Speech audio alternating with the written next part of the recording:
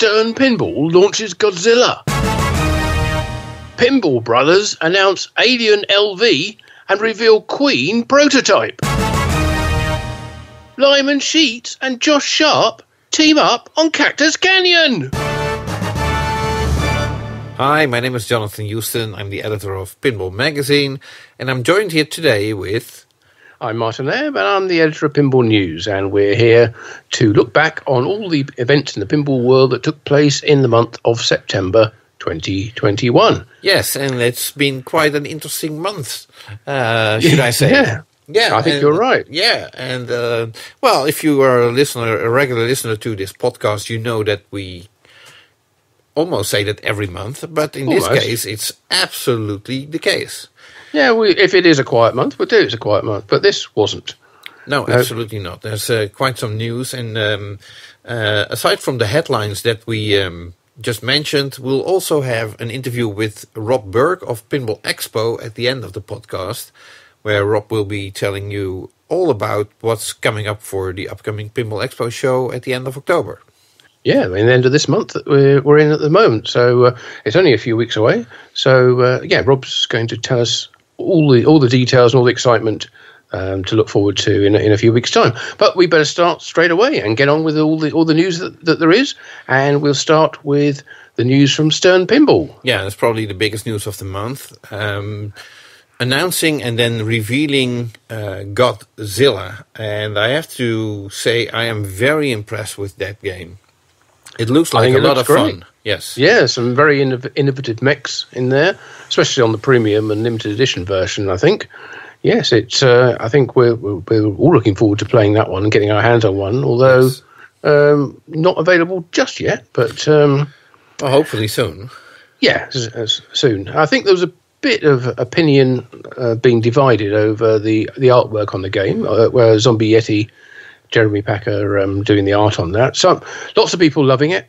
That's fair to say. I thought it looked really good, but I think maybe for the Godzilla purists, it was a feeling that it wasn't quite Godzilla-y enough. Maybe a bit more towards Avengers in look and feel. Yes, brightly coloured, whereas the original Godzilla movies were sort of fairly muted in tone. And the green Godzilla, according to some people, looked like a watermelon.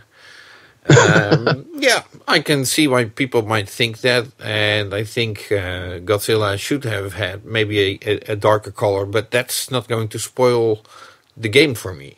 But that's just absolutely not. No, I think if it was darker, more muted colors, it would look a bit more like the Ultraman game from Spooky, which does exactly that, and I think it's in keeping with the original theme. But, Stern Pinballs need to be bright and attractive and draw players in, and doing something which is, too dull doesn't really work in that regard. So it's a difficult balance to make, but I think overall it looks great. Yeah, and I take my hat off to the entire design team, I suppose, Keith Elwin in particular. I'm not that much into Godzilla, but looking at this game, I really want to get my hands on it because it really looks like fun. It does. I think that building, which moves up and down and has multiple different ball paths on it, that's something we haven't really seen ever. I think when I first saw it, I think you can best describe it as a sort of combination of Gilligan's Island meets Doctor Who. Yeah, absolutely. But and also a bit like the X-Files as well, with the filing cabinet moving up and down. But it's far more complicated and enjoyable than that. Yeah. It seems to have a lot of different ball paths and even able to lock balls on top of it as well in the premium. Well, let's just say this is the premium LE where it moves up and down. In the Pro, it's a static building, so it doesn't have that. But it does have a number of different paths through the different floors as well, even on the Pro. Yes, and now it's dare I say, finally some innovation that many have been looking for in pinball. And some may say like this is a throwback to the early 90s, but that's probably what we are looking for, because that was sort of like the golden age in recent pinball history. Yeah, I think personally, I was thinking maybe we've reached the point where you can't come up with devices which interact with the ball in ways that we haven't seen before. But, have we seen everything? But then not only have we got the moving building here, we've also got the Mecha Godzilla as well, which is a U-shape. Well, it's a ramp which leads to a magnet within a toy, but grabs the ball. But then the ramp rotates around to reveal a target bank as well. And so I haven't seen that before. No, and I think the use of the captive ball magnet is also very innovative, which is basically at the corner of two paths, and it can grab the ball from both ways and redirect it. And also and drop it onto the upper flipper. Drop it on the flipper so you can make a shot. Excellent work by Elwin. So kudos and congratulations to the entire design team, and hopefully we'll see these games on location soon enough. Yeah, and to the mechanical designer on that game, I don't know who it is, but it looks like they've done a sterling job with that, and being able to get something several mechs as complicated as they are into that game. I believe the mechanical designer is called Harrison, and let me bring up something immediately.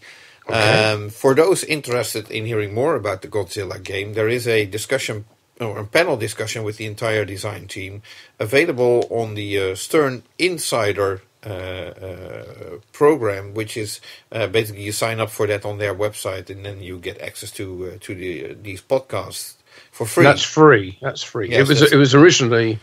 I think it was a lock-in period where you had to be a subscriber, a paid subscriber. After 72 hours, which already expired, the interview became available to everybody. And much to my surprise, there's now also a transcript of that podcast available. So if you don't want to listen to it and you want to quickly read about it, then that's also a possibility. So I figured I'd mention that as well. Yeah, I think they must have a sort of automated transcription service there, because they did the same thing for when they launched the Insider Connected interview with George Gomez, and there were various bits of that where it said like in brackets inaudible, right, which kind of meant that the transcription service couldn't work out what was being said, whereas somebody who was listening to it in person would be able to hear it. So I guess that's an automated service. But okay, it's all good. Yeah, if there's any parts you're particularly interested in, you can always go and listen to them and try and work out what's not in the transcript. Right. So that's great. Yeah. So, but with the launch of Godzilla, the Godzilla being an enormous monster, we also saw enormous price increases. Oh, nice bridge there. One which is hopefully a little more reliable than the one in the game, which breaks in two. Yes, there was an email from Gary Stern which basically explained the problems they've been having in paying for the staff in the factory. They're having trouble recruiting staff and having to pay an extra. Well, they worked out as $100 a game, I think, on the build of each machine, and also price rises on components and scarcity of components as well.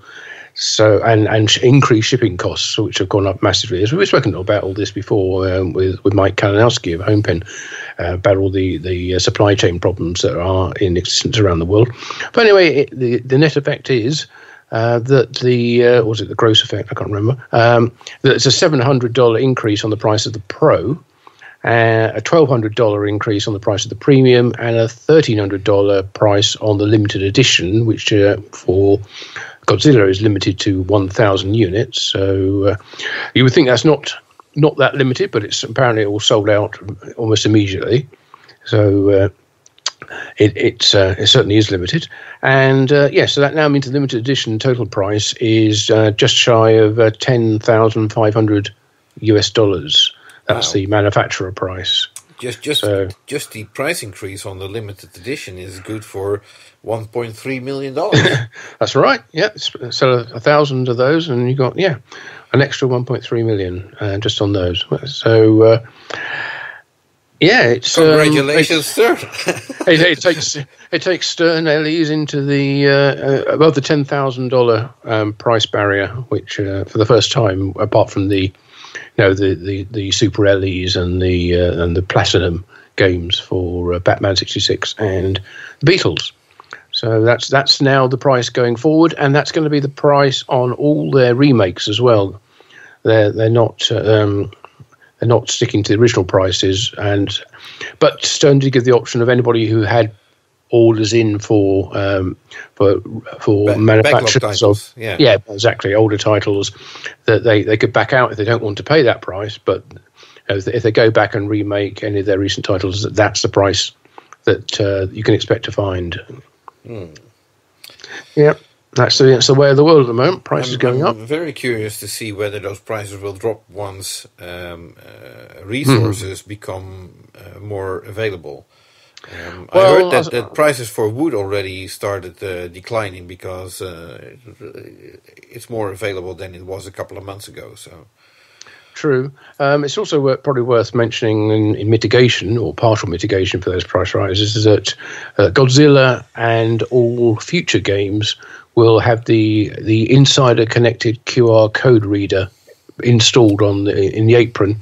We mentioned this in the last month's PINcast. Yes. But it looks like the price of that for distributors is likely to be about $300. Yes, for the QR reader, that is. Yeah, so $700 of that $300, $300, the $700 increase on the Pro could, I suppose, be attributed to the insider connected QR code reader. Right. So maybe it's not so bad, but that system's not actually live yet. Insider connected, and that's the internet connected gameplay that we spoke about before. That Stern have said it will be live when Godzilla games arrive on location, but there are apparently some delays in getting Godzilla into production due to part shortages and basically delays in getting the parts into the factory. Right.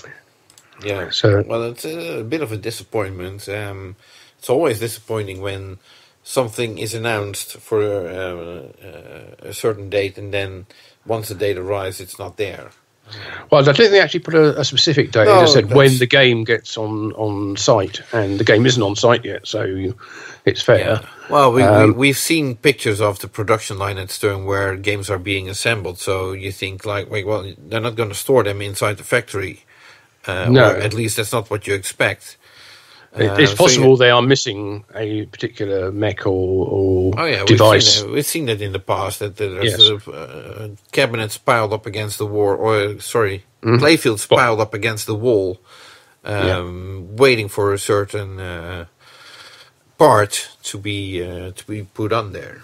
I think the last time I saw that was with Star Wars game by Steve Ritchie, where certain... I think they had a shortage of Death Star mechs or toys. The actual model, itself. Yeah. So anyway, if you do want to sign up for the Insider Connected, you can go to insider.sternpinball.com. You can't actually register at the moment, but as soon as the system goes live, you will be able to. If you try... It'll just say the domain name is not valid when you put in your email address.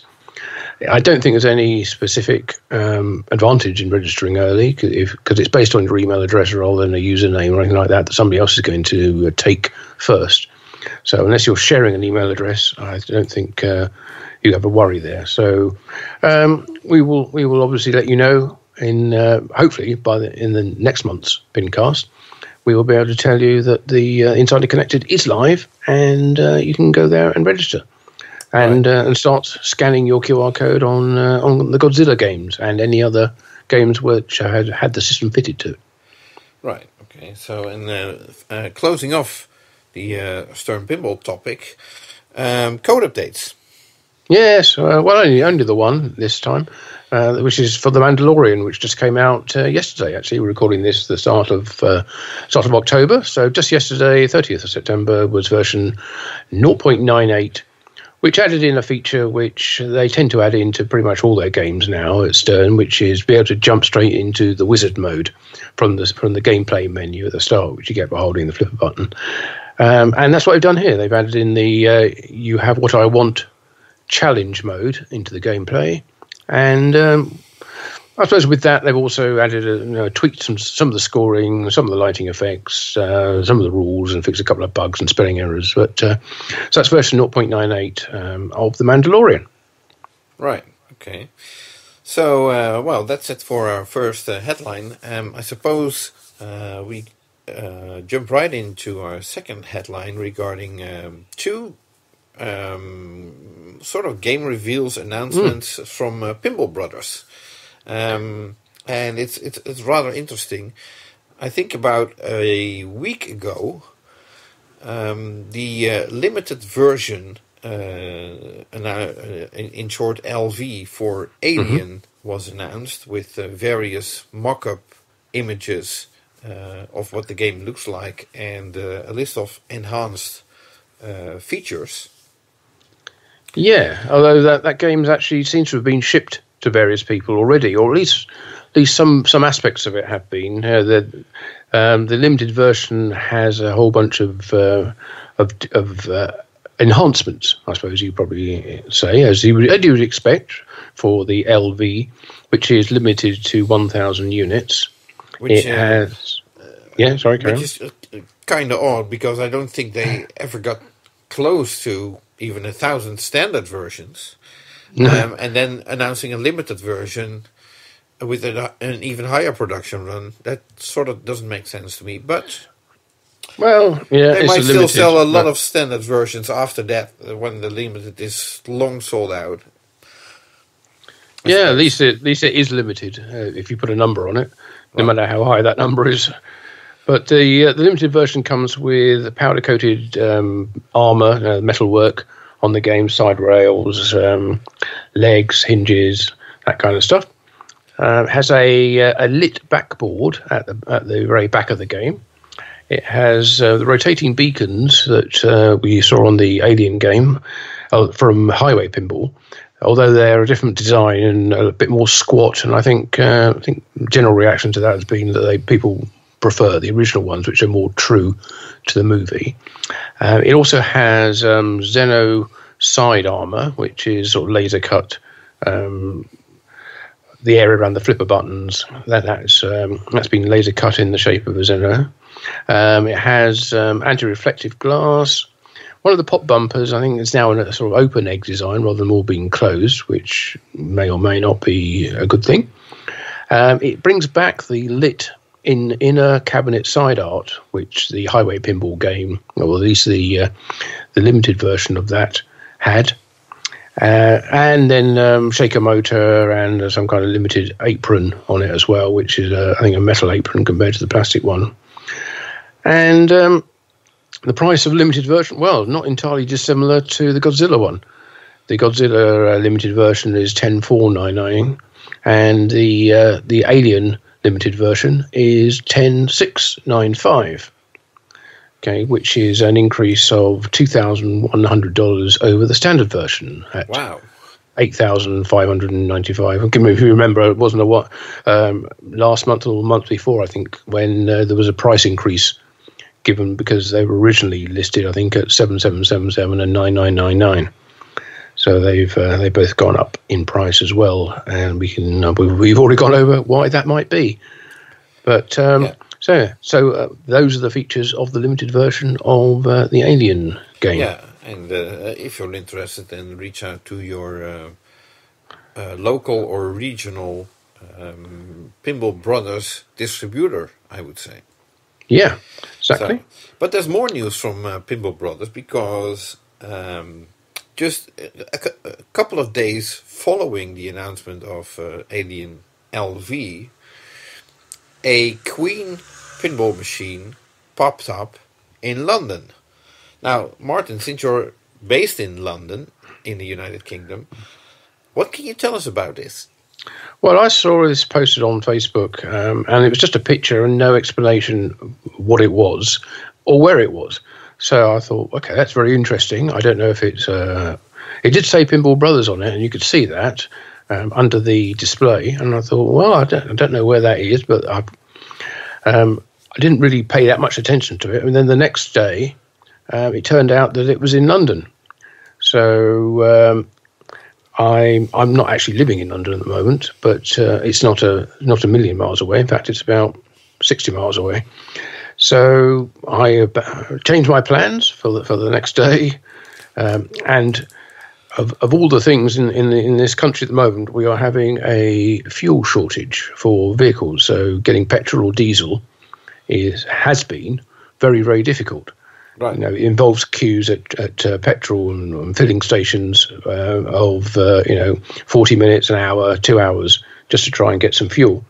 But I thought, okay, never mind. I don't care. I've got to get in the car. So I jumped in the car, drove down to London, got on the underground to Oxford Circus, and made my way to the new pop-up store, which is on Carnaby Street in London. I do know where that is. And this store is called Queen the Greatest.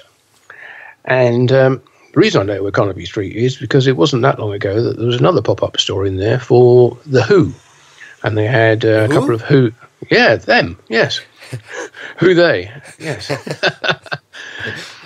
But different part of Carnaby Street. But this was right at the very far end. And it's basically a merchandise store selling officially licensed Queen merchandise. Yeah, stuff. You know, mugs, jackets, T-shirts, records, CDs, videos. You know, all that kind of stuff. Right. And it's on two layers, or two levels, and in the basement is sitting this Queen game from Pinball Brothers. It's it's blasting out music and playing videos on the display, and and similar to Alien, it has an LCD in the back box, but not an LCD in the playfield like Highway used to do. No, I don't think that's going to be something which Pinball Brothers are going to bring back. It doesn't have a secondary display on the screen. Oh, sorry, on the playfield, like Alien does. You know, for the lock. Right. Okay. So the reason I bring this up is apparently this Queen Pinball was a design that was done by Barry Osler and Dave Sanders when they were both working for Highway Pinball, which eventually ended up with the finances of the company being the Pinball Brothers. And originally, I understand that the game was designed as a wide body. It was, Yeah, and now it's turned into a standard body, but neither Dave Sanders or Barry Osler have been involved in that.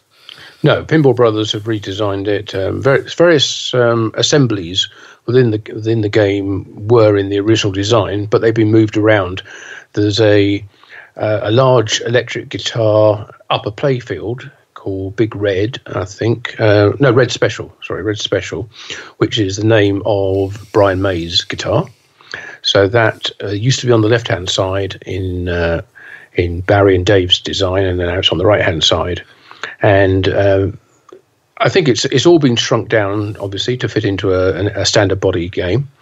And I don't think it's necessarily suffered much. I didn't see the original design, but there's nothing in there which you think, that's looking very cramped, or indeed that there's a huge amount of space in there either. It looks like it's a fully featured game, and you would never know it was ever designed as a wide body. Right. Okay. And it, although it's a prototype, it does have artwork on the playfield, in the cabinet, and so on. It might not be the final artwork, but there is currently some artwork on there. I would say that given the approval process that they've had to go through in order to get that artwork approved, I can't imagine it's going to change easily. Put it that way. I'm sure there were multiple revisions in order to get approval. You're talking like four band members, 3 of whom are still alive, I think. So you're trying to get approval from them or their estates for the likenesses as they are portrayed, because it's not a photograph, it's not a photo montage. It's actually drawn based on photographs from the stage shows. And it's also worth pointing out that this is Queen Live, which was the original license that Highway Pinball had. It was for the use of the live live material from their shows, not the promotional videos, and not from the records. So the recordings, not the studio recordings. No, so the recordings that it's playing are their stadium videos, basically, from the shows, which are still quite energetic. Oh, absolutely. Yeah, probably better, I'd say, in many ways. You really get the energy out of it, and whereas a video is a video, and you've probably seen those a million times before. Right. So, but the key thing about this is that it's not playable. Okay, this is a prototype, and it's there as well. Really, the Pinball Brothers were contacted by Queen's Record Company and asked if they could bring the game to this store. Obviously, Pinball Brothers have been working with the record company in order to get the music license and the approval of the imagery, right. And Pinball Brothers basically rushed this game into a complete enough state that it could sit there and give a good representation of how the final game will look like. There are some mechs missing on it. There are some bits missing, which means it couldn't be played. There are no balls in the game, I don't think, other than one captive ball. And you can't start a game. It just on the display, it just said it's not gameplay is disabled. Right. So it's basically there for display purposes. It is, and it's kind of like a jukebox, really. It's just sitting there playing music and videos. Yeah. It's the only source of Queen music in the lower level of the store. I think they have music upstairs, but it's a lot louder than that, and it's doing a light show, which looks very nice, and there are a couple of flyers on top. Well, there's a front and back of a flyer on top of the game, so people can see what's in it. And it's kind of like a preview. It's the Pinball Brothers. Unfortunately, there were two of them there while I was there, so I was able to talk to them about this and find out all the details about the rules and the history of the game and the plans for it. And it's probably about, I reckon, it's been 6 to 9 months away from being on sale or being officially launched. This is not a launch. This is maybe a reveal. Is the best word to describe it, and it's a reveal of a work in progress prototype game. So it's going to be very different when it launches, but exactly how different we don't know at this stage. Right. Okay. Well, since you talked to the Pinball Brothers, actually I was hoping to get them as a special guest on our podcast. Did you ask? Yep. I did indeed. They declined on this occasion, said that they didn't want to say anything more about the game because it's not the finished game. They really don't want this to be a launch or a promotion for that game. This is more about the pop-up store and helping the record company out. And obviously they knew people were going to find it. But they didn't. I think it was actually there for almost a day before anybody in the pinball world realised. But they drove it over. I think it was made in Germany or assembled in Germany, this game, and it was brought over on the weekend and set up for the launch or the opening of the store on Monday morning. Okay. And I think by Tuesday people knew about it. Well, that's how quickly it can go, people.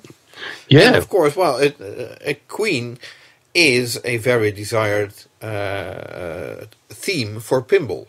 Absolutely. So kudos to the Pinball Brothers for keeping that license to them, because I know other pinball companies would love to jump at the occasion to do that theme. I think you're right. Yes. Yeah. So they had it, but I don't think it was simply a case of just renewing the license in order to get it, because. I don't think they've got exactly the same assets as Highway Pinball had, but they've certainly got an awful lot of stuff. I think it was 14 full length tracks and video, or for performances, I suppose is probably the best way of saying it, within the game. Now I can't remember whether this is accurate or not, but someone did mention to me that the Highway Pinball game had some original music from Brian May in it somewhere. Right. Okay. But I don't know whether that's going to be in this game or not. Okay.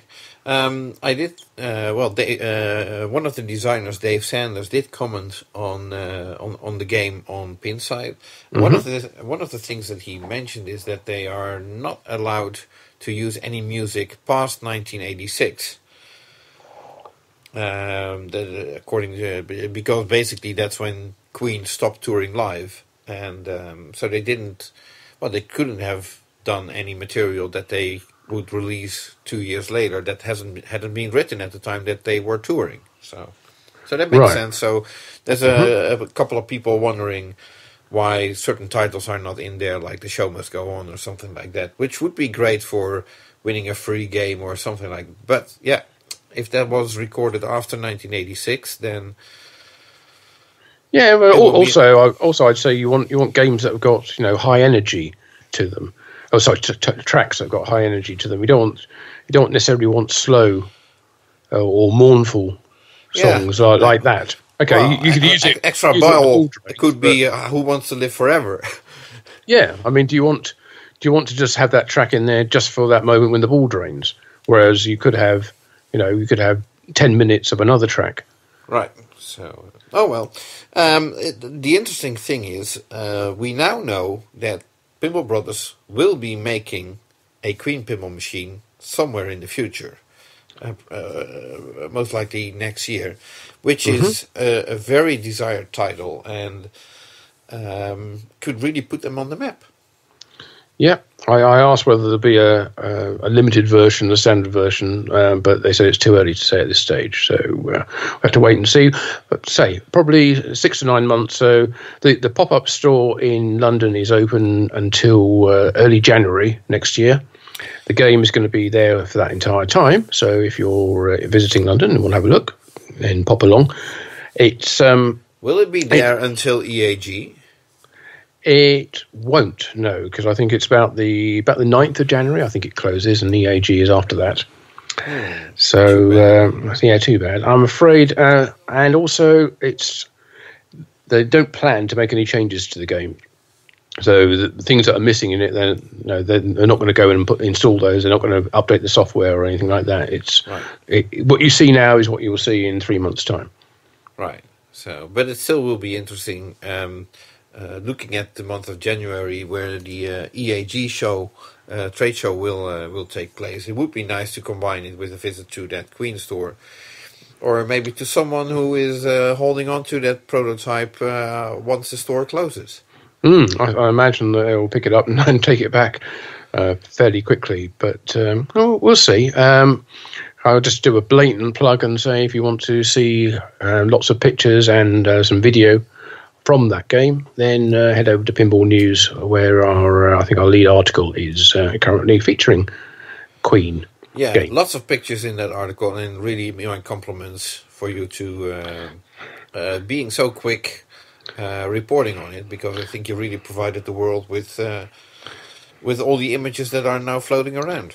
Yeah, thanks. It needed to be done. I think we needed to get some decent pictures, so I was happy to change my plans and go down there. And fortunately, I was able to get some diesel in the car when I got back home to top up what I'd used. So right, yeah, I was going to. We can get home safely, but you did. Yeah, we can now go on holiday this weekend with a full tank of fuel. Woohoo! Anyway, so moving on. Yeah, that's. I think that's everything from Pinball Brothers. We don't have an interview with them, unfortunately, yet, but hopefully before too long. Yeah. So, speaking of interviews, I already mentioned that we'll be talking to Rob Berk later on in the show. What we also should try to do is reach out to our good friend Gary Flower, who usually interrupts us during the show, but I think it might be safer to give him a call so that we can put him in where it's convenient for us. Yeah, because Gary was there as well, so went to see the Queen game, so he can tell us what his opinions were. Oh, that will be interesting. So, shall we do that later on, or do you want to do that now? Let's do it now. Yeah, let's get him on, because it's a good point. We might be able to fill in some extra details that we haven't mentioned. Okay, so, I'm calling Gary right now. Okay, good stuff. So, let's see. Ooh. Oh, hi, Jonathan. Thanks for calling. I'm a bit busy at the moment. Can't talk. I'm just got multi-ball. Talk to you soon. Bye. Well, I don't think he's got multi-ball on the Queen game. I don't think even Gary can do that. No, I think there was Led Zeppelin music in the background, so Okay, well, good for Gary for playing Led Zeppelin, and apparently he got multi-ball. Wow, that should be one of our headlines, really. Gary Flower gets multi-ball. Yes. Well, must be breaking news. Okay, well, that's a shame. Never mind. We'll try and get back to Gary and find out what he's got to bring us this month. But moving on, maybe he'll call back during the show. You never know. Oh, I'm sure he will. If it's inconvenient, I'm sure. Yeah. Right. So then there is not sure whether we should call it breaking news, but there is news from Chicago Gaming just sent us a press release, and we got it up front. Mm-hmm. And I think in the meantime, the news has been made public, or it will at least be made public within the next couple of hours. And that is that they are announcing that Lyman Sheets and Josh Sharp have been contracted to develop new and enhanced software for Cactus Canyon Remake. Uh-huh. Cactus Canyon being the remake that has been already announced at the Southern Fried Gaming Expo a couple of weeks ago. Yep.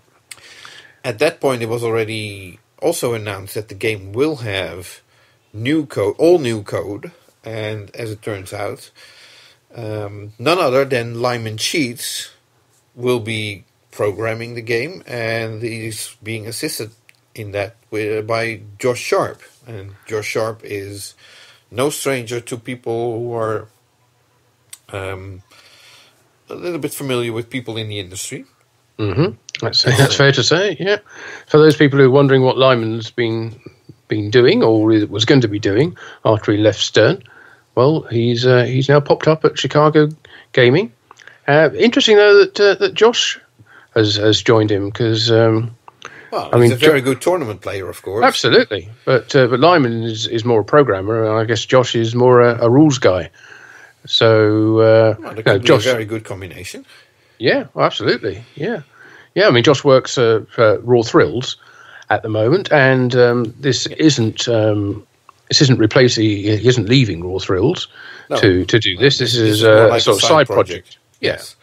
Yeah. So and Josh, of course, being the brother of Zach Sharp, who is head of communications at Stern Pinball, and Zach and Josh both are being the sons of Roger Sharp, who you can read everything about in Pinball Magazine #1.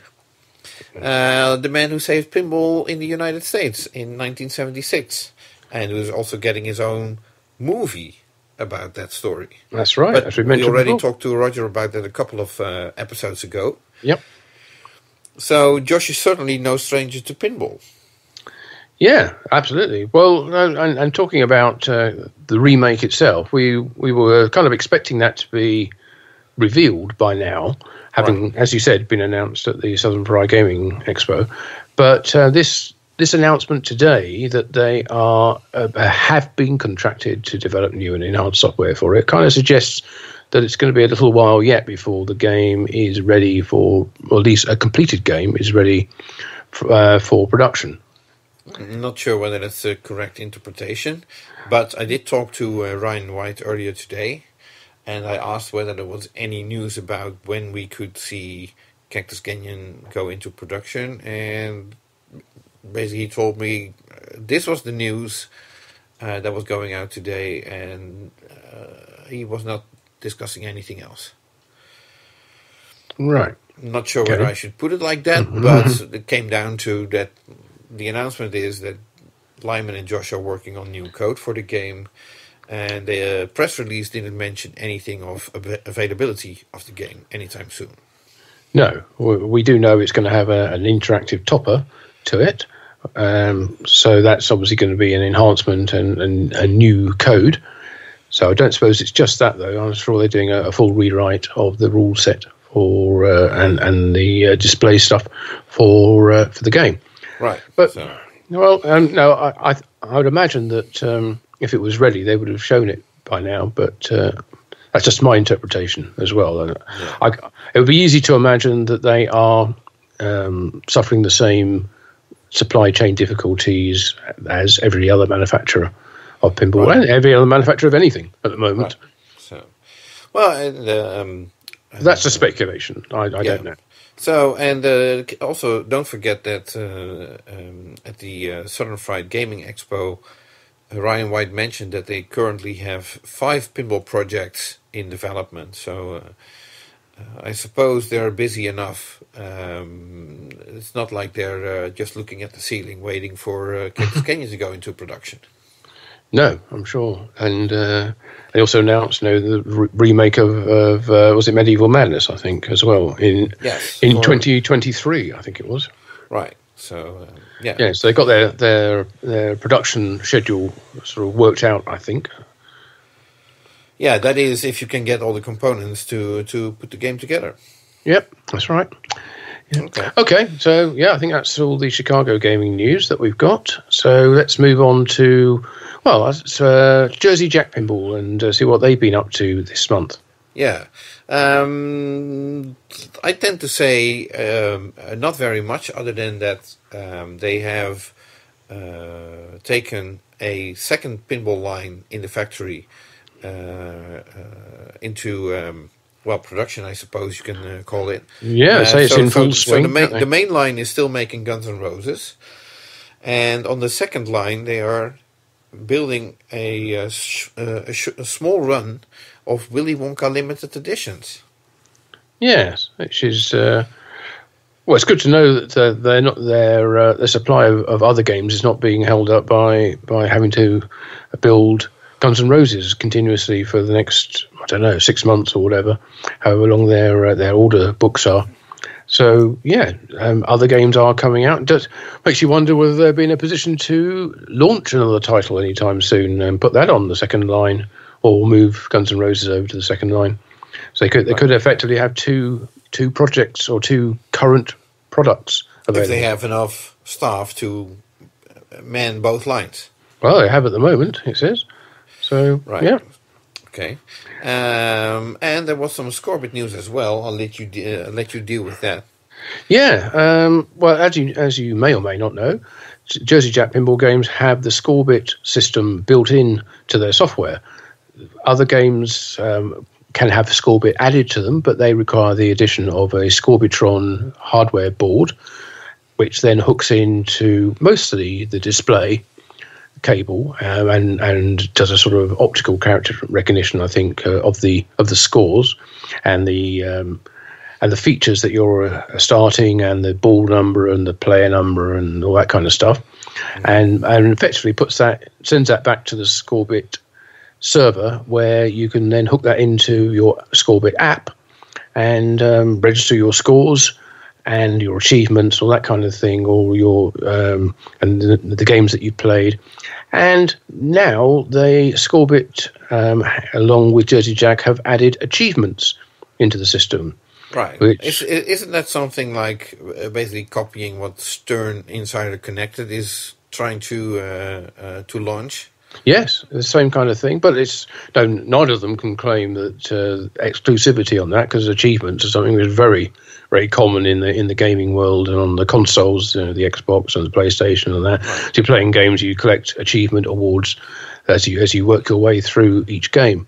So that's it's a sort of standard gaming language, I think.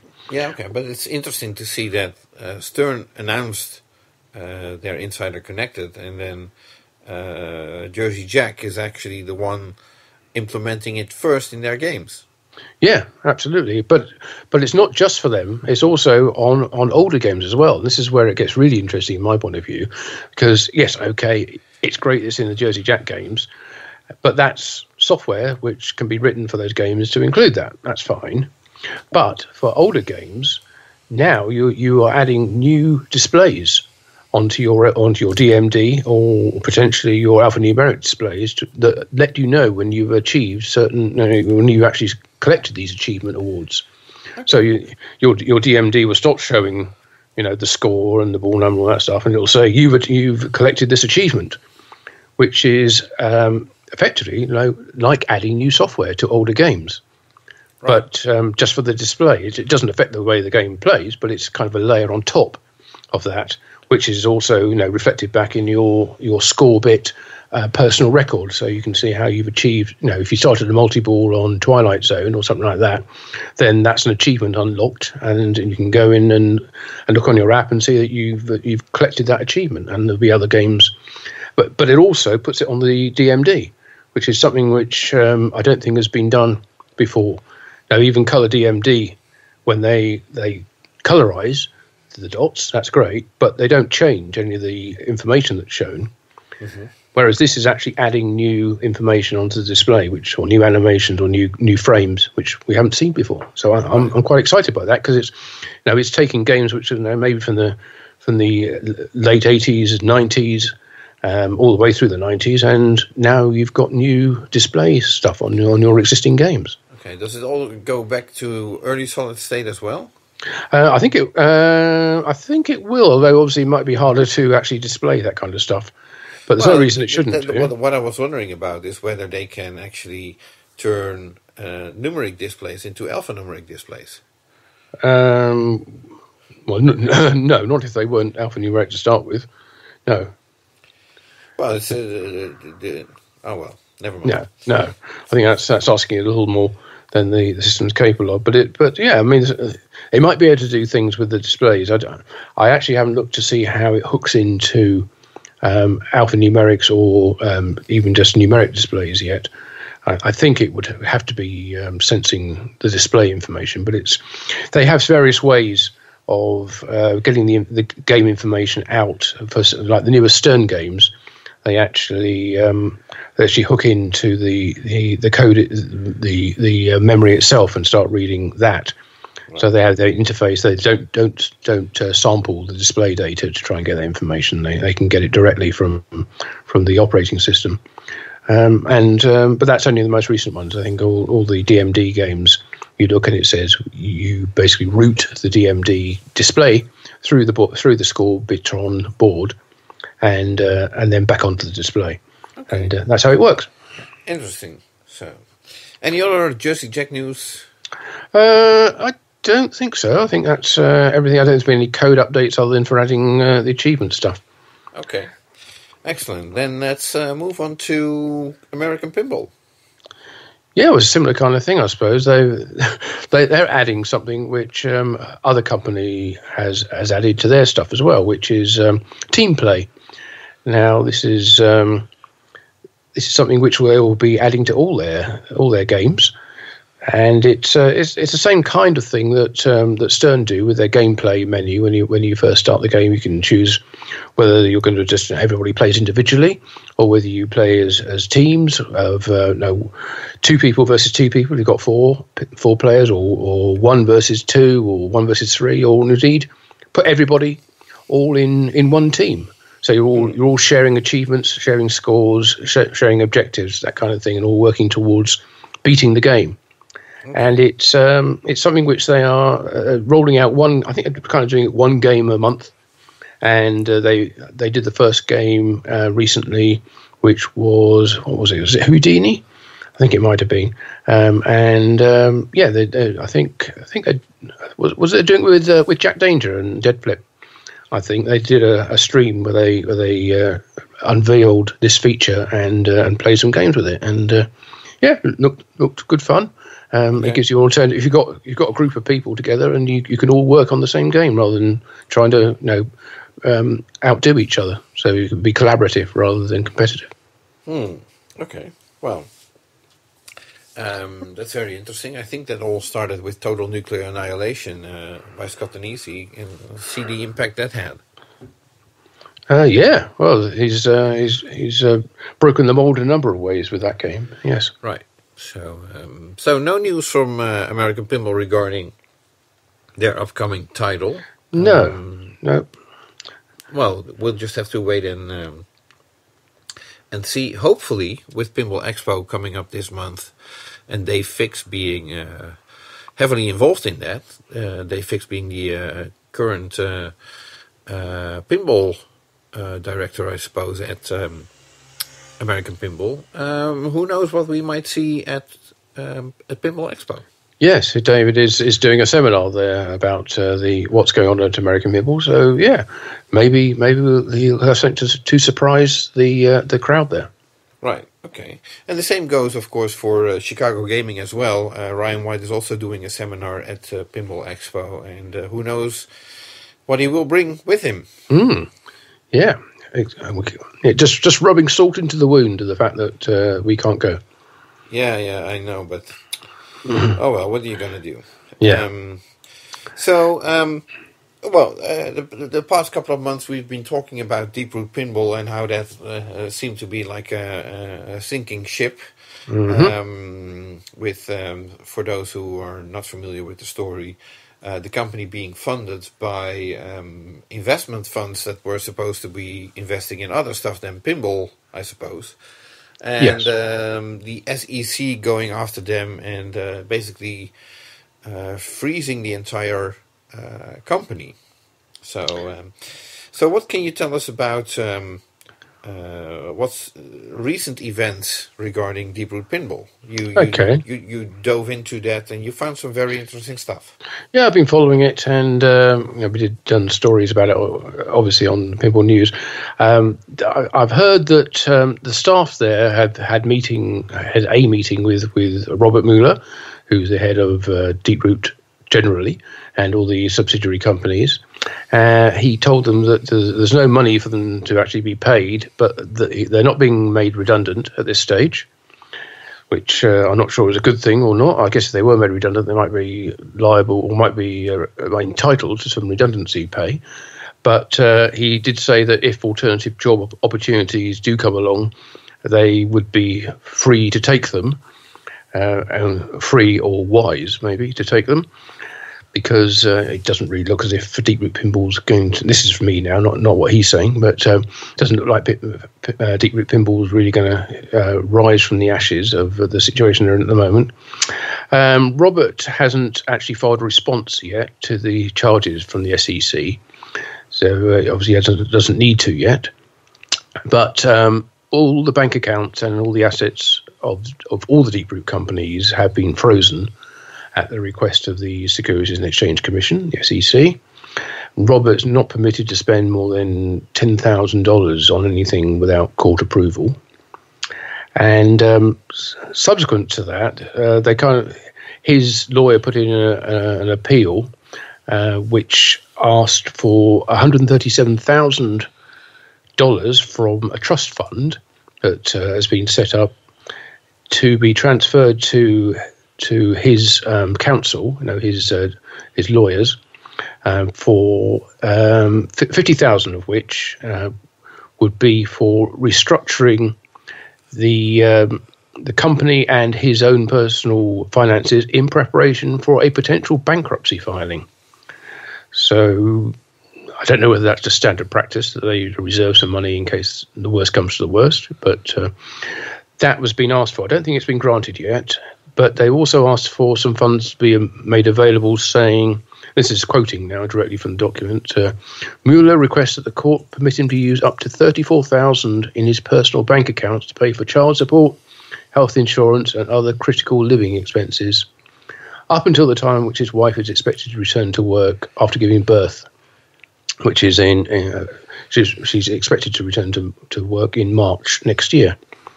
It said during that time, Mueller expects to seek alternative employment. So he might be working at Starbucks. Alongside J-Pop, yes.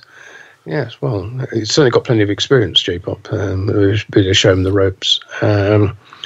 There is a breakdown of what that money would be used for in terms of child support payments, mortgage payments, health insurance payments and all that kind of stuff in the court document. But I don't think we need to go into that at the moment. That's sort of fairly personal details, which, although they are publicly available, if you decide to check up on it. The SEC will respond to this request from Mueller's counsel on the 6th of October, so in 5 days' time from now.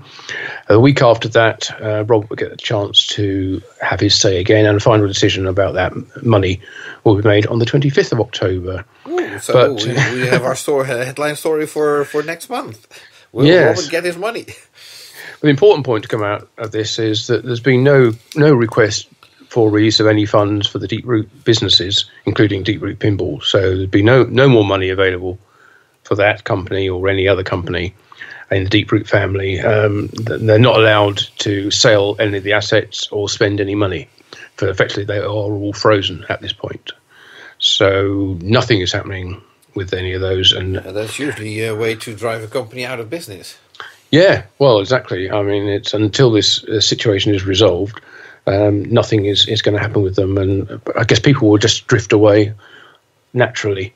Because people have bills to pay, including Robert, and they don't all have that kind of money to rely on. So they'll need to find alternative employment, and so even if the companies did get funding again, there's not supposed to be anybody actually around to work for them anymore.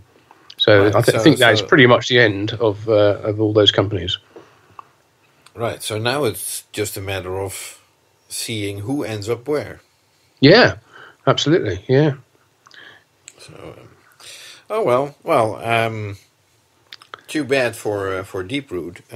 There is sort of an interesting story that I'd like to add to this, which is not so much Deeproot related, although there is a connection. Mm-hmm. One of the first game that John Popadouk designed under his Zitware umbrella, if you want to call it that, was Magic Girl, and there's a couple of Dutch guys, 3 guys, that have been buying the game and trying to get it to work. And the story about that game, well, they've been working on it for over 2.5 years, I suppose.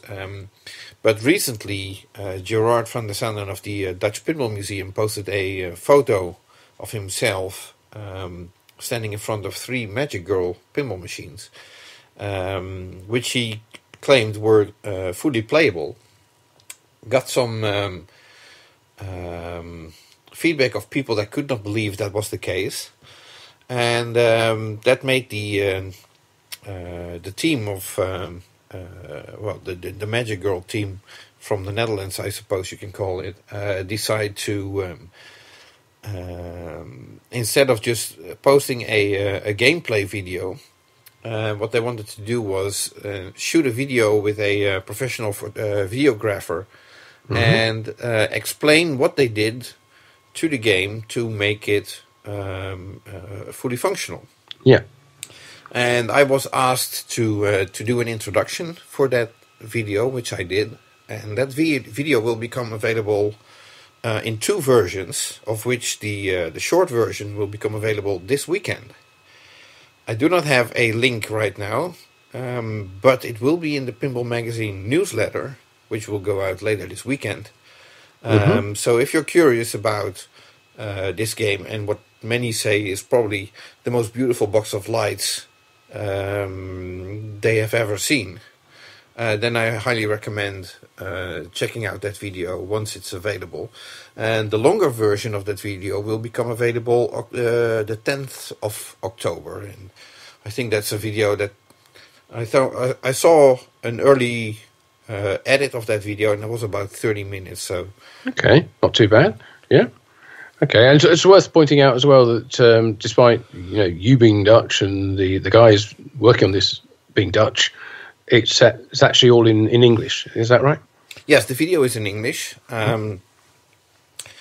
Us being Dutch does mean English is not our native language, so it might be not as easy to understand for native English speakers or other native language speakers, but we give it our best shot. I'm sure you do. Sounds fascinating. So yeah, I'm really interested to see what the guys have done with that, because certainly that game was unplayable as it came from the factory. Yes. Despite some people wanting to believe that it was a fully complete and fully working game, we all know it wasn't. And right. And it's taken 2.5 years working on it. I'm sure they've been very careful and meticulous in how they've followed the theme and the intention of the original game. Yeah, they tried to stick very close to what has been intended in the game. Although some things that they later found out, the ball, at some point the ball is supposed to be floating, and I really have no idea how you can make a ball float in a pinball machine. I mean, in Pinball Magic they did a trick with a visual or optical trick where it seems that the ball is floating up. Yes. But That's right. that's just a mechanism where the ball is attached, It's so a that fake works. ball. Yeah. Yeah, it's a fake ball. Yeah. But in this case, apparently the ball was supposed to float or rise up very slowly, and that the way they managed to get it to work is using an up kicker, and it just kicks the ball up, and it's not floating or whatsoever. But it works. Yeah, it's onto the upper playfield. Yes. Yes, and they've been very resourceful, I would say, with their solutions to get this game to work. But you'll see all of that in the video that will be released this weekend. Yeah, so a couple of days, well, from now, and probably almost 1 day from the time you're listening to this. So, Right, yeah. And then the full one the following weekend, so even better. Yes. Okay. Okay, I think that wraps up our Deeproot related news. Right. So let's move to our good friend Mike Kalinowski's home pin company and find out what he's doing, because it was in our last PINcast, or previous one, I should say, not the last. He announced officially that This Is Spinal Tap would be the next game. Right. And since then, not so much news as on the progress of that. Yes, I reached out to Mike earlier today, and he told me they are full speed ahead, making assemblies and boards to fill orders they already received from various home pin agents all over the world. Obviously, there's a couple of distributors, Nitro in Canada, I believe, RS Pinball in Austria, and there's a few more. Sorry if I can't think of who else to name. Yeah, I think Highway Pinball in Australia, I think. Yeah, and that's right. Not sure whether Kingpin Games in America is also, or Pinball Star Amusements. Forgive me if you're not a distributor, or if you're a distributor and I forgot your name. But so the first orders have been coming in, which is interesting, as nobody has seen the game yet. But apparently there's a lot of trust that it will be a fun game. And, well, like Micah mentioned, they're making assemblies and boards. And he did show a couple of photos on which general illumination LED boards are assembled or soldered together so that they can light up the game once installed. And if you've seen those pictures, what you see is a sort of a PCB with, I think it's rows of 10 by 10, so 100 little circuit boards, I suppose, with LEDs Yes. mounted on them. I guess Yes. they all get snapped off into Yes. individual boards. Yes. And then screwed onto the playfield and wired in. So Yes, that's the idea, because it makes Yeah. no sense to have 100 LEDs or something and then, That'd be- whoa! that would be very bright. Yes. Yes, so that's the only news so far from Homepin, but it's I suppose it's good news, and hopefully we get to see what the game looks like very soon. Yeah, before the end of the year would be nice. Yeah. And okay, so let's move on. Let's head back to the US and up to the north and talk about our good friends at Spooky Pinball. Yes, well, they did not put out that many updates, although they are intending to do more updates on social media. Turns out, according to their latest post, they are currently manufacturing 5 to 6 games a day in a 4-day week. But they are planning to increase that to 40 games a week, which is like 10 a day, over the course of the next 4 months. And that's quite an increasement, I would say. Yeah, absolutely. Yes. So that's going from a potential of 24 games over a 4-day week up to 40. So yeah, almost a doubling. Yeah, Right.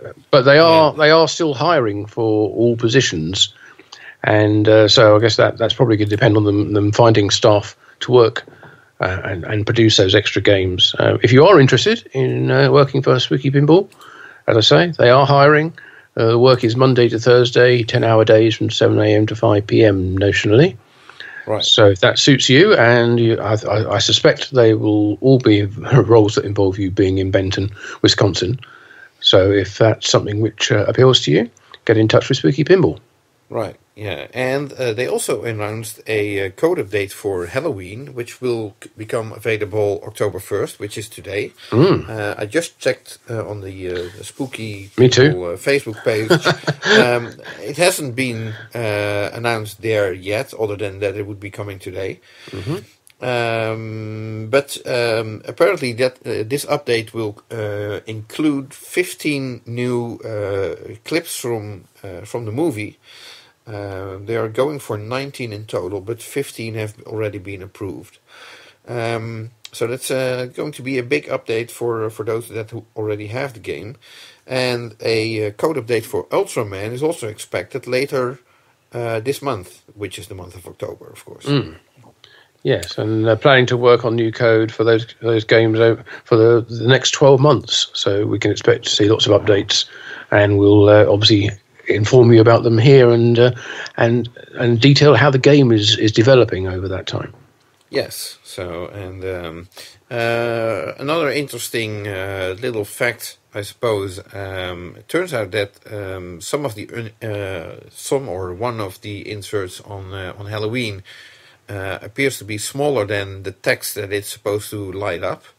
The company is currently looking into how they can solve that by either changing the artwork or changing the insert. Yes, that's probably not something you tend to notice unless you play the game in a really darkened room and then can't see what it says on it. Yeah, so I think it was just 2 letters. I'm not even sure what the word was, but let's say it said multi-ball, and then the double L at the end of ball was falling outside the insert and didn't light up. So it lit up, it would say multi-bar. So not the biggest issue, but something it would be nice to have it sorted out, and they're looking into it. So. Right. Okay. So I think that's about it for Spooky. I don't think we have anything else coming from them yet. No. So let's move over to your side of the pond, or several ponds, and what's happening at Dutch Pinball with the Big Lebowski. Well, they're still steadily moving forward, as Barry mentioned earlier today when I texted with him, and not much other news to report. Although, you apparently found a notice from Koen, their programmer, that there is a software update coming that addresses a couple of bug fixes that came into play, no pun intended, after the previous code update of last month. Oh yeah, I think it's actually already available. It came out just yesterday, the 30th of September. It was version 0.57. The previous one, which you also told about, was 0.56. So it's a minor increment on that. It fixes a couple of issues. There was a problem with the power supply making a clicking noise, which I think is now sorted out. And people have mentioned about how the bowling mechanism was making quite a lot of noise in the game, and that's now been changed, so it uses the motor somewhat less, and the noise is subsequently rather lower as well in volume. And changed the ball search as well, so the common places where the ball's liable to get stuck are triggered first, and fixed a couple of minor bugs as well. So not major changes, but nice that Koen was able to get those fixed pretty quickly and get that new update out. I'd say at the time, we are recording this 1st of October. It's not even publicised on their page, on their website, or on their Facebook page. I think it's just on Pinside. I happen to notice it. Right. Okay. So, and it's interesting to note that I don't think we should expect any minor updates for the Big Lebowski anytime soon, as the goal is that the next update should be 1.0. Right. Which is a rather big update, I suppose. That should include, all the modes, the wizard mode and everything. Yes. Mm-hmm. So they're working on that, but I don't expect that to be ready in a couple of months. So let's give them time. They're still building games, and I'm happy for that as well. So, and that's all the news from Dutch Pinball at the moment. Okay, so let's move to Multimorphic. We've also got a couple of small items of news this month. The first of which being that they've added wireless updating of game code. Yeah. Previously, Wi-Fi, if I'm not mistaken. Yes, that's right. Yeah. Yeah, previously you would have to plug in a USB stick in order to put new game code on them, but now you can do it over Wi-Fi. So that seems to be the way that companies are going. So that's good news if you have a P3 machine and want to update your game code. Speaking of which, there is a code update for one of those games, Sorcerer's Apprentice. Actually, the most recent released last month. Yep, as you would expect. Early days for that game, so updates will be coming, I would say thick and fast, but they're becoming not infrequently. And if you have the wireless latest software in your P3 game, you'll be able to do that wirelessly. And I haven't looked into exactly how it works, but it might be able to even update itself automatically without any intervention, which would be an option, you would hope. Like magic. Yeah, wow, very appropriate. Yes, very good. Yeah, as I said, only a couple of small items, but wireless updating is a nice feature to have, and well done to everyone who's been working on that at Multimorphic. Right, and speaking of well done, compliments to you for our next topic, which is the Pinball Adventures. You discovered something that I had not discovered yet, so kudos to you on that one. What can you tell us? Well, we've mentioned several times how the Pinball Adventures, only remember as the company which is developing the Punny Factory, and had a whole list of other titles that they say are in the pipeline. Elements, and there's a sushi game coming. Yeah, none of which have actually been produced yet, and we were wondering what had happened because their website just says what new website coming soon. All their Facebook stuff disappeared. Pretty much all their social media stuff had gone. Well, that's quite a red flag. Yeah, you'd think so. But apparently, I was told that they are still updating on Instagram. They have an Instagram account, Pinball Adventures. And if you go on there, you can see pictures posted. It's generally just like one picture at a time. But it's I think the last one was from 4 days ago, and then a week ago, and they're doing fairly regular updates on there, showing limited progress on the Punny Factory. They're still asking some fairly fundamental questions like which type of cabinet do you prefer? Do you prefer the printed one, or do you prefer the embossed cabinet? Because we saw this when Punny Factory was first announced a long time ago. They were going to offer the cabinet in different styles. I think it's now coming down to one or the other, and people will get to tell them which one they prefer. The only thing on there, I suppose, which is actually that interesting, is that they say the Punny Factory has 250 different puns in the game code, of which only a maximum of 50 will be used in any one game. So they say there's plenty of variety in there. So you shouldn't be seeing the same ones over and over. They've got that many. Okay, well that's good. Although I have to say, if those are the puns that you see on their Instagram account, then some of them are a bit dodgy. What to think of it? Yeah, so some of them are a bit of a stretch, but hey, it's they probably just flash up fairly quickly, and you probably wouldn't even notice what most of them were unless they've actually written them out for you. You don't have to spend time working them out, but.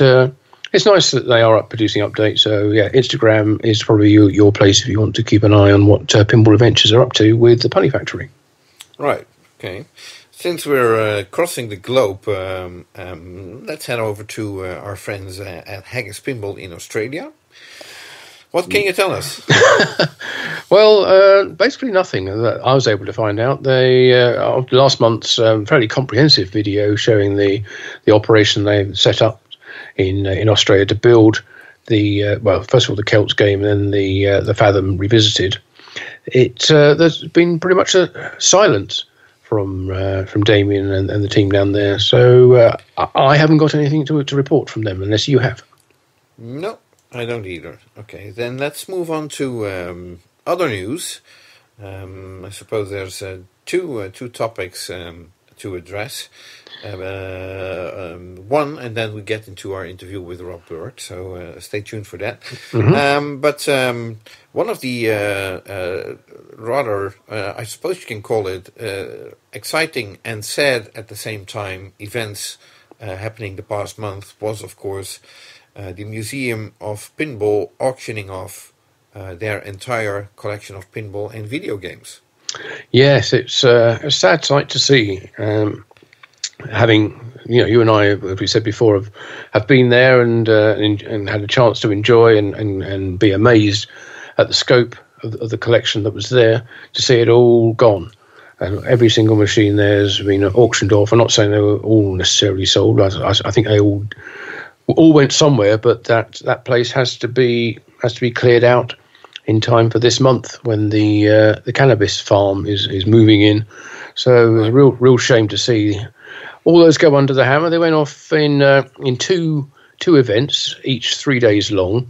There was a Friday, Saturday, Sunday 3 weeks ago, and Friday, Saturday, Sunday last week as well, where it was fairly evenly split in terms of the value of the game, or at least the price at which the game sold for across the two auctions. But I think everybody in the pinball side certainly was gobsmacked at the prices some of these games were going for. Yeah, those are usually not the prices that I pay for games. I don't think they're the prices many people pay for them, and I think quite a lot of people were looking at their collections with different eyes this time, thinking, well, wow, if all those games sell for that kind of money, then mine must be worth that kind of money. And we've seen that as well in auction, in prices for items for sale. The people have said, well, this sells at the Museum of Pinball for this amount of money, so mine must be worth that amount of money. And I don't think that's a good reference. I'm afraid a lot of people that bought games from the Museum of Pinball will end up being disappointed, as some of the games were not in the greatest shape. Yeah, I think it's kind of assumed that if it's a museum, it must be museum quality and therefore must be, pristine and exhibit worthy. And I don't think that's the case at all. No. Obviously, these no disrespect to anybody, but obviously these games were put on display, and they were working. Multiple technicians sometimes on a game, each with his own ways of fixing a machine, which not always benefits the game, I suppose. Again, no disrespect, because obviously these were all volunteers, but I do remember that some of the games did not play that well. Yeah, and it could be a matter of taste as well. But if you bought let's say a $10,000 game, you expect to receive a good, functional playing game that will bring you a lot of joy. Yeah, especially if you could have bought that same game for $5,000 from somewhere else that wasn't the Museum of Pinball. Right. Yeah, that was the most surprising thing, but I suppose that's the benefit of getting nationwide or even international exposure to such a large collection being auctioned off. I mean, even the New York Times wrote about it. Yeah, it was on CNN. It was covered nationally, as you say, and internationally. So it was no surprise that there were an awful lot of eyes watching the Captain's Warehouse auction warehouse, I should say, website to see how it was going. Yeah, I was rather surprised to see the most expensive item being sold. Well, actually, I was surprised at the price that several items sold for. But there is this game called Red Race, which is a prototype that Williams made It's a sort of a game with a playfield that can, with a joystick, you can angle in every direction. Yeah, that's Basically, right. you have to make the ball follow a certain path. It's almost like one of those little kids' toys that you get in a Christmas cracker or in a dollar toy shop or something, where you steer the ball around a maze and try and get it to go through various lanes and avoid dropping into certain holes. You know, you just hold it in your hand, but it's an arcade cocktail size game. Right. Yeah, and the fact that you're operating it with a joystick and not necessarily physically touching the edges of the playfield makes it rather more difficult. But the story that I understand is that Williams built 10 test games, put them on location, and they earned terribly. Nobody liked it. So the whole idea was abandoned. And one of those 10 games ended up in the Museum of Pinball, and it sold for, if I'm not mistaken, over $40,000 hammer price, and then taxes added to it, resulting in $51,000. That's correct. That's the most expensive lot there, lot number 1,340. So you can see there were a lot of items for sale. But yes, it was $40,500 was the hammer price. And yeah, there was one of those games in the UK at one point, and I think somebody was offered a very large sum of money to send it to the US, and it might even be the same machine. I don't know. But I played it over here. I didn't think it was anything great, but it's rarity value, I suppose. Yeah, I suppose so too.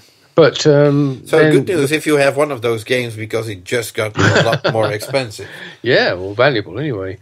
And the second most expensive game at the auction, or the second highest price reached, was actually for a very modern game. It was the Pirates of the Caribbean Collector's Edition from Jersey Jack Pinball, which obviously not in production anymore. So if you wanted one, you missed out, you'd have to buy one from someone who had it.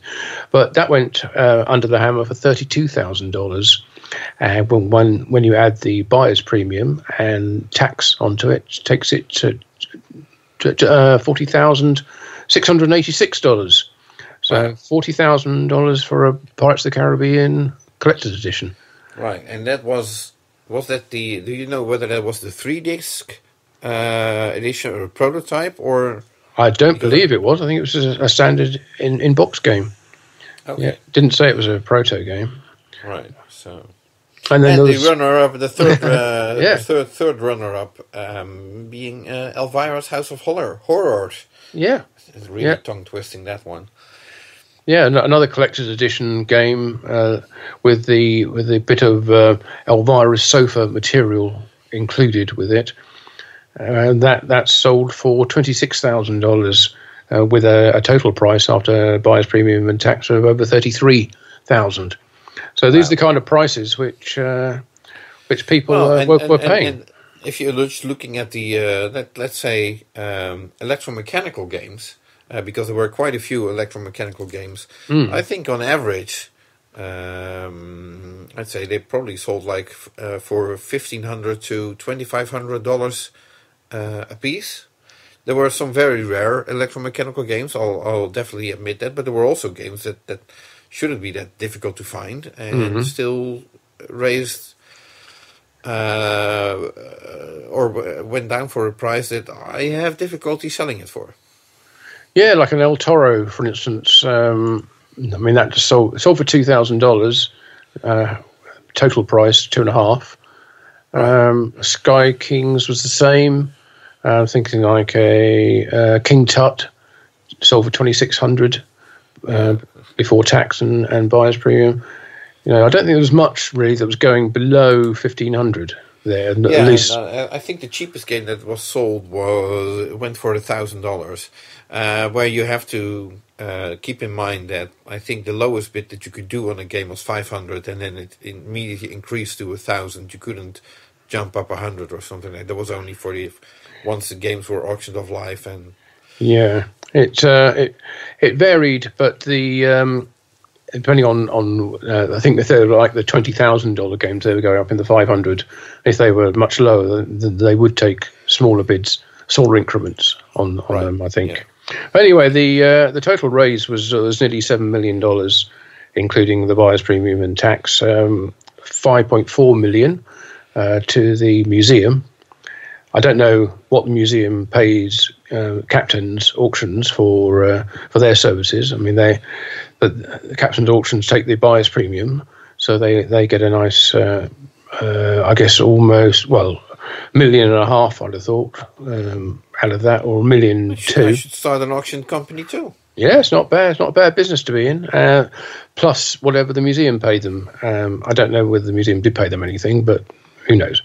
But it was I mean, I think at the start the captains said they reckoned it would be about $7 million, and they were on the money, literally, with that. Right. Okay. And so, if you want to get all the prices and report and on what happened, then check out the Pinball News article that lists every day's auction prices and the totals as well. Right. Okay. So, and what's also interesting to note is that John Weeks, the owner of the Museum of Pinball, or previous owner of the Museum of Pinball, I should say, will be doing a seminar, a Q&A, where he will be talking about the Museum of Pinball and the recent auction at the Pinball Expo show, which is later this month. Yeah, you would think. And speaking of which, I think this would be a good bridge to cross over to our interview with. Just what I was going to say. Yep. Yeah. Rob Berk, the organizer of Pinball Expo. If anyone can tell us what's going to be going on, it will be him. So let's go over to Rob, and he can tell us all about the events. Have you guys seen our seminars for this year yet? I'm looking at the schedule right now. Yeah. I mean, the seminars, every year, I think I've reached a new high. But if you look at it this year, this is the first time in Expo history I've had seminars throughout every day, every lunch. Normally, I have a break for lunch. There's no break this year for lunch. I mean, there is so much going on. It's unbelievable. Yeah, and, I wouldn't like to say I'm almost glad I'm not there, because I know that the exact opposite is true. But I can imagine if I was there and trying to cover all these seminars, it would be, it'd be impossible almost. Well, Jonathan, knowing me, maybe the way you do is I don't take a second-hand look at anything. I want to go all the way in everything I do. It's just my nature, how I'm wired. Right. I always try to one-up myself every year, even, Right. This was great, but let's make it greater next year. It seems to me like the only way you can is adding more days. No, I don't think so. More days. It's the only way I can fit more seminars in. Look, I mean, it's ridiculous. It's crazy, but, I enjoy it because a lot of people are really interesting, and they're a part of the hobby. And for me, what makes this year especially interesting is I pulled out a lot of guys that I've met through Facebook that typically aren't even attendees of Expo. So to me, that was a real fun part of the show, doing it. The one guy in particular that... the one guy in particular that I was really excited to get, he goes by the name of Rocket Pinball. Yeah, it sounds like the dog's excited. Yeah, let me find this guy. His name real quickly here. Hold on, guys. I've met so many people, but yet I can't remember their names. Well, that's going to be the. I mean, missing out on the seminars is one thing for us, but we hope we are able to watch these online. But missing out on all the people that you usually run into, have a chat with. Yes, that's the toughest part. So here he is. It's Andy Sokol. I was just looking here about 3D printing. Yeah. So what happened was he had a presentation he did on Facebook earlier in the year, and it was just on the posts. And he created posts. Normally posts are either red or white. Mm-hmm. Yes. He made the post sort of like wood-looking post, if I'm not mistaken. Yes, I mean, but that's just the beginning of it. So I told him, I said, you are onto something here. I said, you got to keep going with this. So then he's made a tremendous amount of a variety of the credit buttons, and the credit buttons match the theme of the pinball machine. So that is really cool. Now and then he's doing the Beehive plunger shooters, like they had on the old Gauntlet games. Yeah. They're either solid red or solid white. Well, what he's doing now, he's made them multicolored: red, white, blue, gold, and I guess whatever the theme of the game is, he's going to do it. Now, when I talked to him recently, back to the posts again, he's making posts that look like bowling pins, with the idea going like the Bally Strikes and Spares, or the earlier Gauntlet game Bowling Queen. Yeah, or the 300. Yeah, so he's adding another mod dimension that no one's really talked about before, but they really are fun. Yeah, and really easy to implement in your game as well. Exactly. So he's going to be there showing all his stuff. I'm especially excited about that because it's something new and different. I mean, people make toppers and people do the side mirrors and this and that, but this is really different. But it's fun and it's not too pricey. Right. So he's the one guy, and of course, it's always a pleasure to see Pat Lawler come back. He's going to be doing his fireside chat. He's always been a big attraction for this show. And, this is the year that we're going to have all the major manufacturers, but, American Pinball, with Dave Fix now working for them, is really, increased and expanded what they have done and what they will be doing, and the games they're coming out with. Now, you're also expanding the show into the realm of video games and retro games as well. How did that come about? Yeah. Well, I'm seeing more and more of the shows that are similar to Pinball Expo, but I see more and more shows integrating other aspects of the video and gaming industry. And as you know, for the past couple of years, we've had Doc Mack coming there from Galloping Ghost with his video games, and they were received well. As a matter of fact, he's bringing 50 games this year.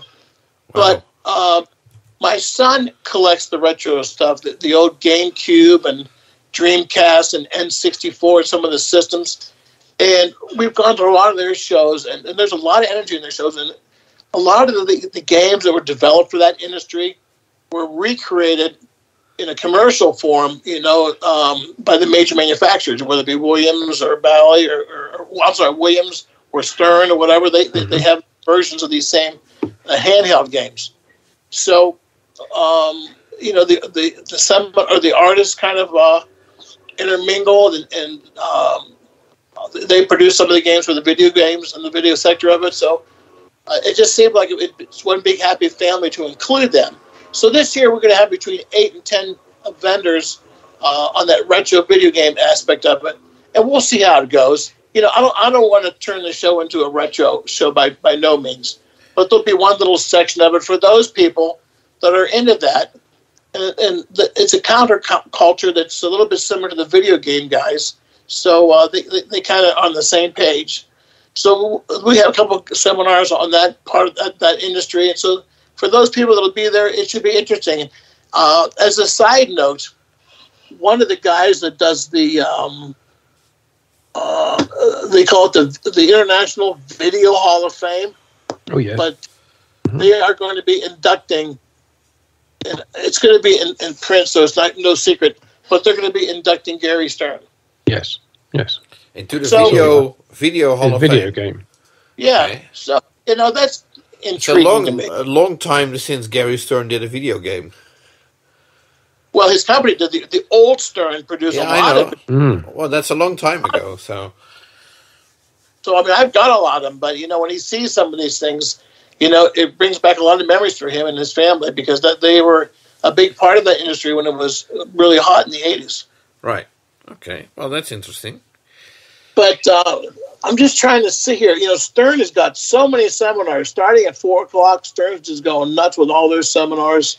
The one guy that did bow out was Doug Watson. He was going to be speaking this year, but because of COVID, he was concerned about it, so he bowed out. But as quickly as he bowed out, I put some new speakers in his place. And for me, as many speakers as we got, if someone else reaches out to me and says, "Hey, I want to speak," it's like you're walking to me. You tell me where I'm going to put you. So in this case, it was interesting. But Doug bowed out like on a Monday, and then Wednesday, not knowing that, the guys from the homebrew community reached out to me and asked if they could speak. So I got a hold of Mark Sidian and this Ryan McQuaid, and they're right there, man. They can't wait to talk about their stuff. Yeah, the seminar program is really packed. What else can you tell about the number of games that is being brought into the show? Because you're at a new location. You're going to Schaumburg, which will be the first time at the Renaissance Hotel.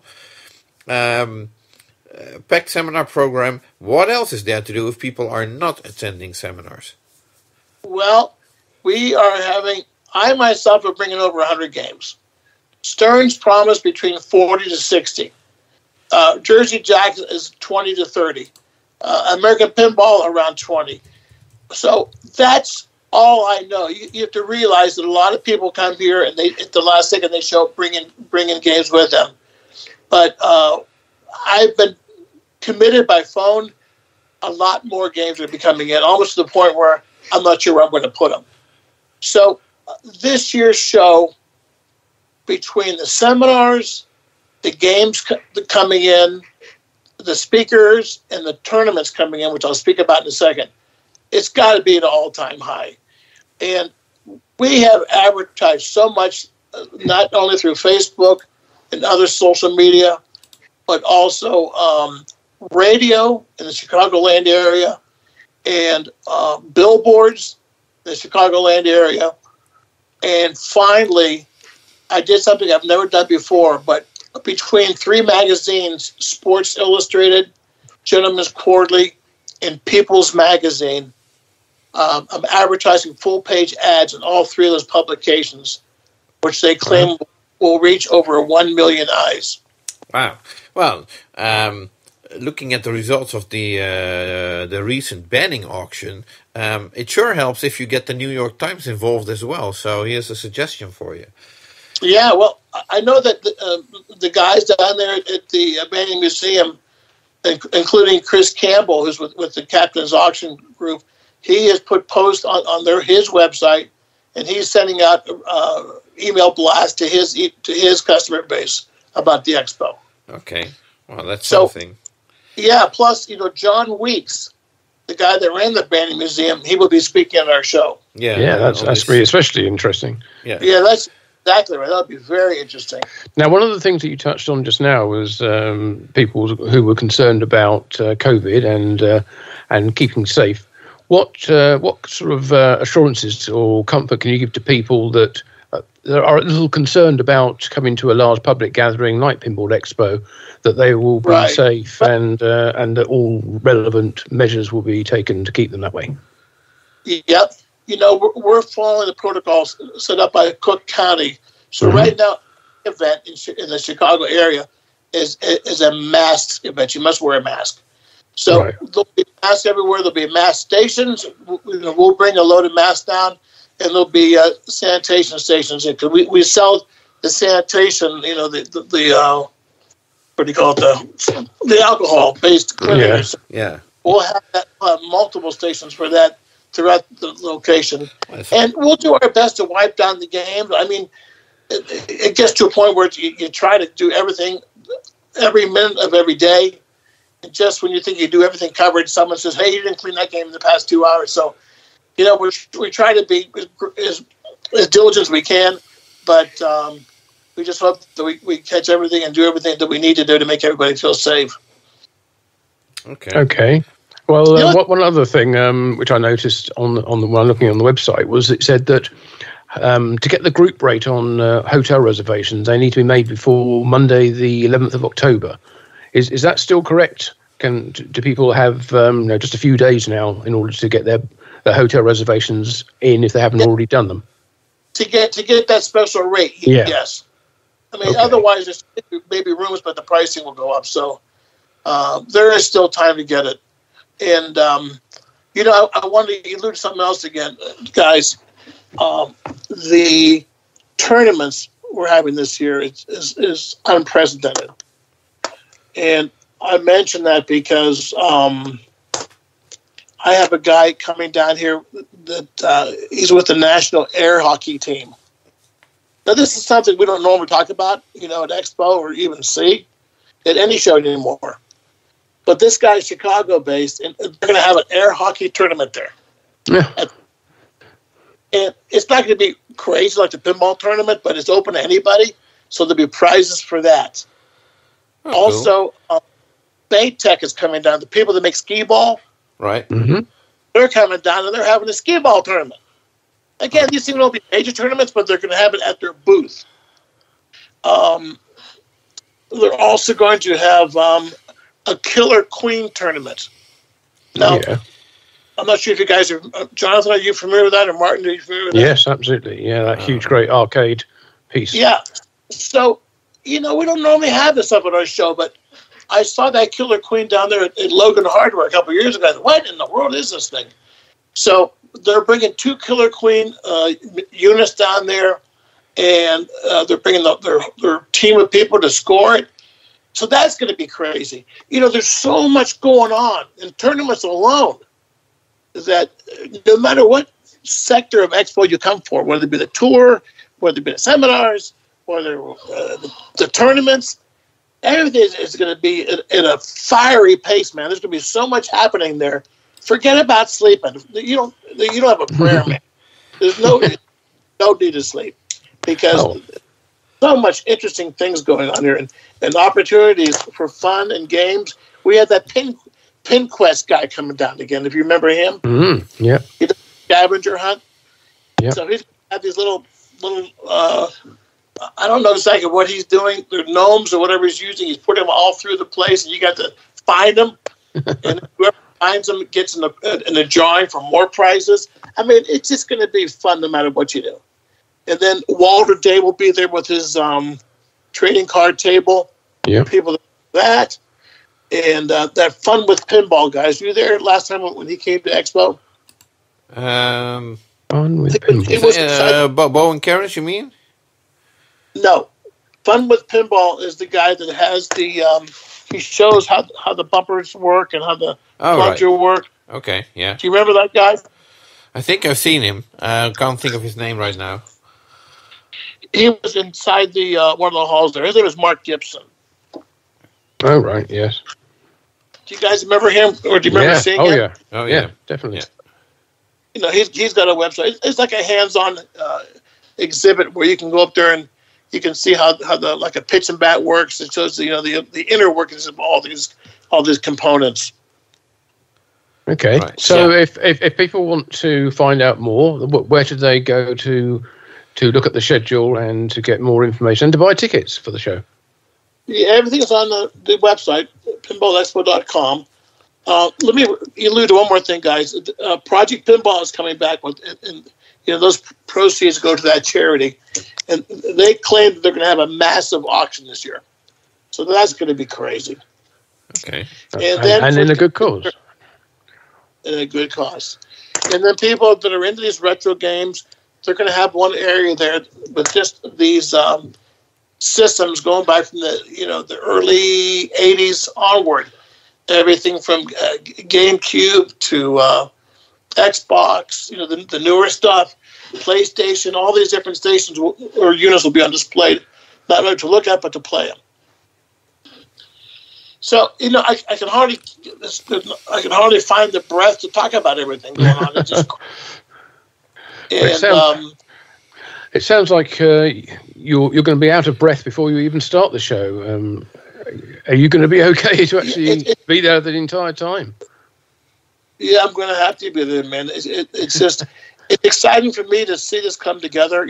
I've always done the seminar since day one, and it's always been a favorite part of Expo for me. But all these people we have speaking, they're interesting people, and they're making the effort to come to the show. So, kudos to them. There's another guy coming as a first timer that I found through the internet. His name is Tanner Petch, Petch. This guy has made a slew of custom pinball cabinets. Right. Mm-hmm. They are, and I've seen pictures of them. They are so over the top. It's just so cool. Huh. Well, that will be interesting. Stuff you've never seen anywhere. Right. Okay. And what I also see, looking at the seminar or at the schedule of events, people can buy into a raffle and win a Stern pinball machine. That's correct. So we had that last time too, and I think it's a nice little perk to come to Expo. You could buy one ticket and win. Who knows? I remember the old days. Tim Morrow used to buy $500 for the tickets. He always wanted to win these games. But it's just there's a little bit of everything for everyone, and it's so interactive. And we're getting the women more and more involved. We have a women's tournament, several women's tournaments actually, and we also have intriguing. But if you look at Friday at 12:00 noon, Emily Brooks is going to be a moderator. It's our first woman moderator. Mm-hmm. But she's going to do a deal called Pinball Luminaries Showcase. Right. And she's going to cover a bunch of artists. Zombie Yeti is there. Randy Martinez will be there. Ryan Cravens and Bill Brooks. Now, Bill Brooks is her husband, but, I met them years ago in Fargo, North Dakota. They have a company called Fargo Pinball. And it was like a pinball club for the local community. And we hit it off, had a good time. I've seen them several times since. But this Emily Brooks is a very interesting lady. She is involved in so many things in their local community. Plus, she's what they call a Mrs. North Dakota. The beauty pageant things. They have, Miss Iowa, Miss Illinois, Miss this, Miss that. Well, she's a Mrs. North Dakota. Okay. So seems a little contradictory, but okay. Yeah. Well, they have it for the older women that have gone through the first phases of Miss. Being single in these pageants. Do they also have a Mr. North Dakota? Well, we haven't seen that yet. We'll have to ask Donald Trump about that one. But anyway, are you thinking of applying, Jonathan? No, I'm not in North Dakota. Oh, not yet. No. Yeah, but we got Mr. UK. We'll get you in there, buddy. Okay, so if people want to buy tickets, they buy them at the show now. Is that right? They can buy them through the internet, or they can buy them at the show. Yep, and there'll be tickets available all the time there. The tour, of course, is always a major attraction, and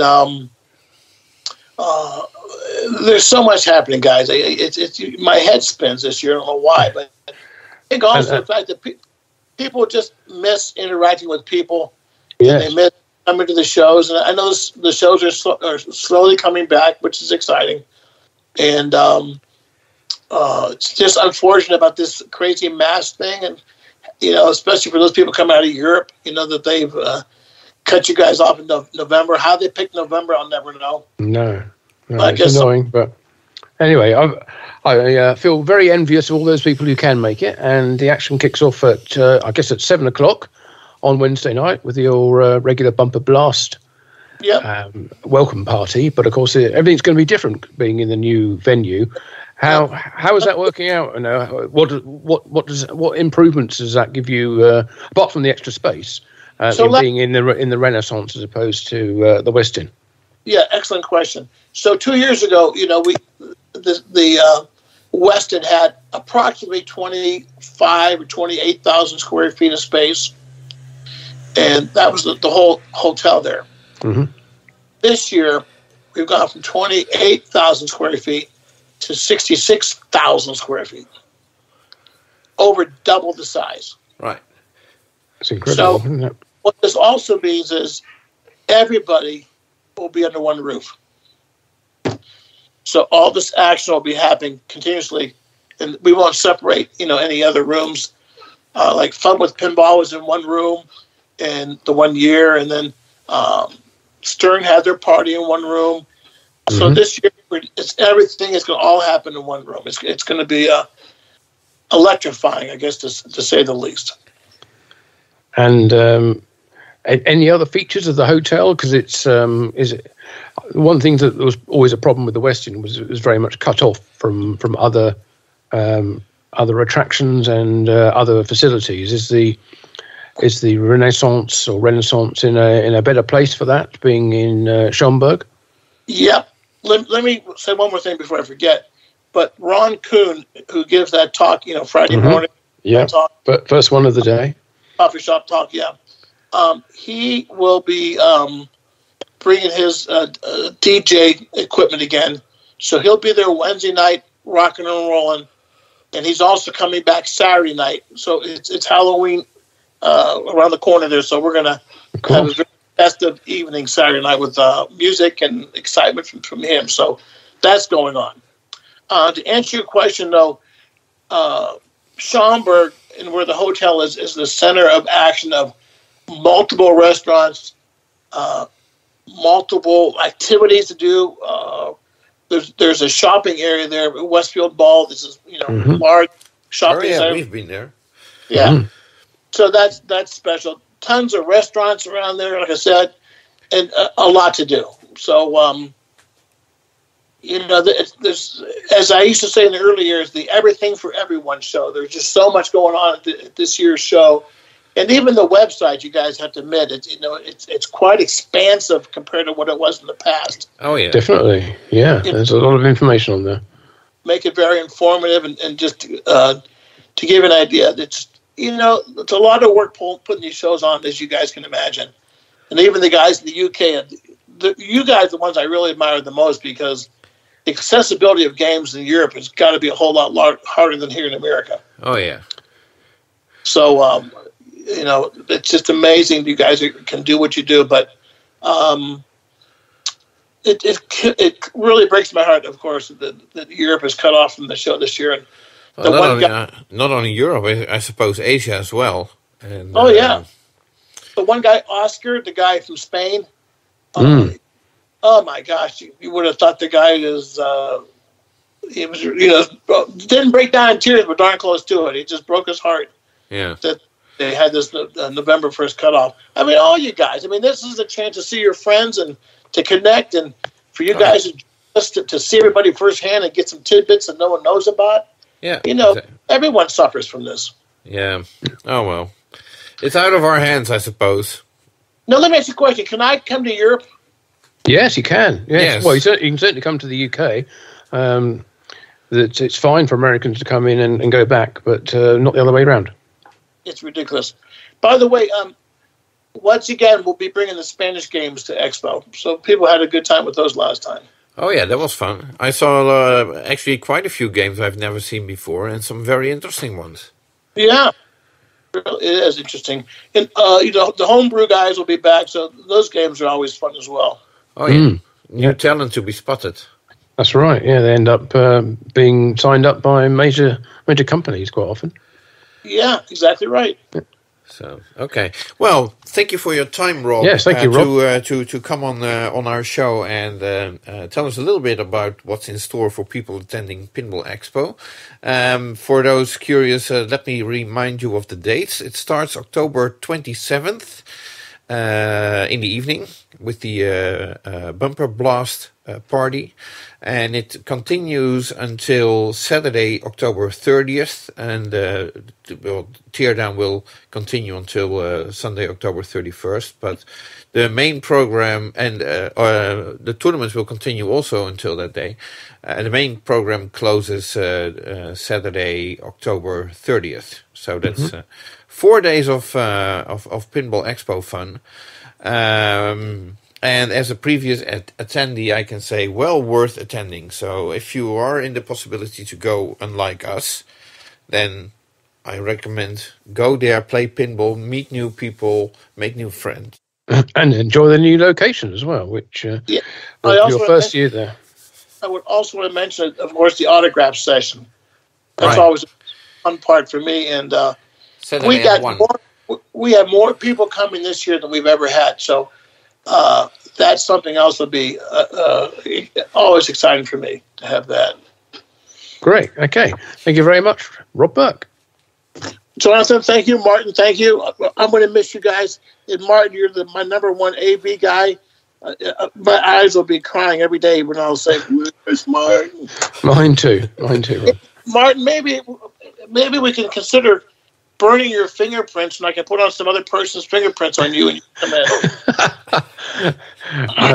I like your thinking. We'll see what we can work out.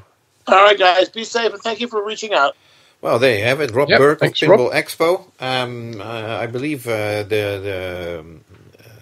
Rob was calling from his cell phone, and his Wi-Fi reception may not have been that well. So there were a couple of hiccups. We apologise for that. Never mind. Yeah. You were able to get the key points, I think, out of that interview, which I won't bother recapping because I think Rob does it better than I do. Right. Okay. So.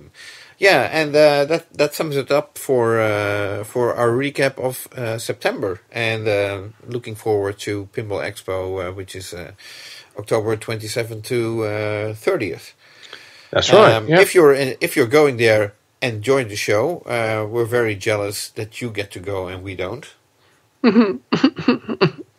Still, never mind. I'm hoping to be able to do some coverage of it anyway, but we'll have more details of that nearer the time once we actually get there, and things are absolutely confirmed. Other than that, I'm still hoping to get over to the US in November, and if I can't get to the Midwest Gaming Classic, which you and I were both scheduled to go to, but that's right at the start of the month, then maybe get to some other events like the Houston show, and maybe IAPA over in Florida, and maybe who knows, might even make it up to New England for a certain famed pinball show up there, but nothing confirmed yet. We'll work on that, and I'll let you know details at the end of October.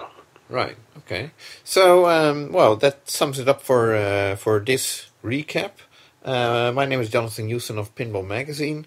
Thank you for your attention. And Martin, do you have anything to add? No, I'll just say thank you for all the nice comments. We went to the UK show, and also comments that have been posted online about various coverage and how much people enjoy this PINcast. And it's always nice to get good feedback, and even if it's got suggestions as well. So keep that coming in, and we look forward to seeing you again in a month's time when we'll be looking back on all the events in the pinball world throughout October 2021. Which should be an exciting month, so stay tuned, and we hope to report to you early next month. Okay, until then, from us, goodbye. Bye-bye.